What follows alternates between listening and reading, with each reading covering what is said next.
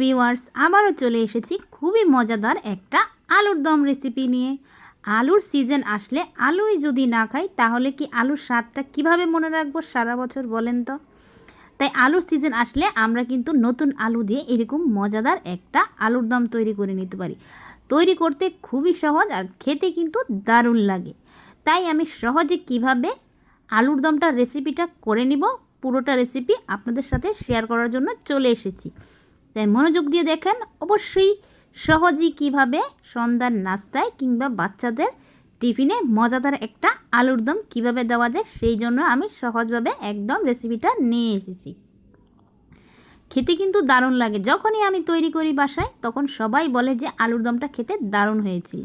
আর এতটা সহজ ঘরোয়া মশলা দিয়েই কিন্তু সহজে মজাদার একটা আলুর দম তৈরি করে নিতে পারবেন। তো আমি চেক করে নিলাম যে আলুটা সিদ্ধ হয়েছে কি না। সিদ্ধ হলে তারপরেই কিন্তু প্রসেসটা করব। আমরা অনেকেই ঘরে ঘরে কিন্তু আলু খেয়ে থাকি, কিন্তু এতটা সহজভাবে এতটা মজাদার একটা নাস্তা আলুর দম হয়তো অনেকেই কিন্তু খায়নি। যারাই খাননি এখনও তারা অবশ্যই এরকম একটা রেসিপি ঘরে ট্রাই করে দেখবেন, সবাই খুশি হয়ে যাবে। খেতে কিন্তু দারুণ লাগে, দেখতে অনেকটাই লোভনীয় কিন্তু মনে হয়। তো আমি অল্প কিছু উপকরণ দিয়ে এই আলুর দমটা করব। কাঁচামরিচ আর পেঁয়াজগুলো হালকা ভেজে নেব, কারণ যখনই এরকম একটা খাবার বাচ্চাদের জন্য আয়োজন করে দিবেন, আমি আশা করি তারা এই খাবারটা খুবই পছন্দ করে খাবে। আমার বাচ্চারা খুবই পছন্দ করে খায়, তাই আমি এই রেসিপিটা প্রায় তাদের সাথে করে দেই তাদের জন্য।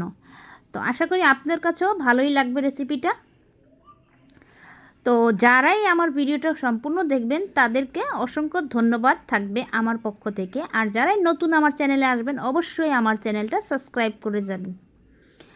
আর পুরনদেরকে সব সময় বলবো, একটা লাইক আপনাদের আমার কাজের অনুপ্রেরণা বাড়িয়ে দেয়। তাই অবশ্যই একটা করে লাইক করে যাবেন, তাহলে আমরা কাজ করতে আগ্রহী প্রকাশ করতে পারি। তাই আমাদের কাজের জন্য কিন্তু আপনাদের একটা লাইক কিন্তু অনেক প্রয়োজন। এই পর্যায়ে মশলাগুলো ভেজে নিয়েছি, আলুগুলো দিয়ে দিব। কিছুক্ষণ নেড়ে চেড়ে আলুটা আমরা যদি ভেজে নিই তাহলেই কিন্তু আমাদের আলুর দম রেসিপিটা খুবই সহজে তৈরি হয়ে যাবে। তবে আলুটা কিন্তু যাতে না ভাঙে এই জন্য আমি আস্তে আস্তে মশলাটার সাথে কষিয়ে নিব আলুটা। তো ভালো করে যাতে না ভাঙে এই জন্য আমি উল্টিয়ে পাল্টিয়ে আলুটাকে মিক্স করে দিব মশলাটা। আর এটাতে কিন্তু খুবই মজাদার একটা মশলার জন্য কিন্তু আপনি এটার মধ্যে গরম মশলা ইউজ করতে পারেন। গরম মশলা আর হচ্ছে গোলমরিচের গুঁড়ো, যেটা স্বাদ অনেক বাড়িয়ে দেয়। সাথে আমি একটা ম্যাগি মশলা অ্যাড করে দিলাম।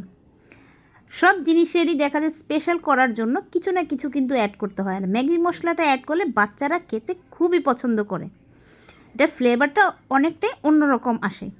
তাই আশা করি আপনাদের এই রেসিপিটা একবার হলো যদি বাচ্চাদের করে দেন তারা খেয়ে অনেক খুশি হয়ে যাবে। মজাদার একটা আলুর দম। তো এই আলুটাকে আমরা ঢেকে কিছুক্ষণ রান্না করব। ঢেকে রান্না করলে মশলাটা আলুর মধ্যে প্রবেশ করবে।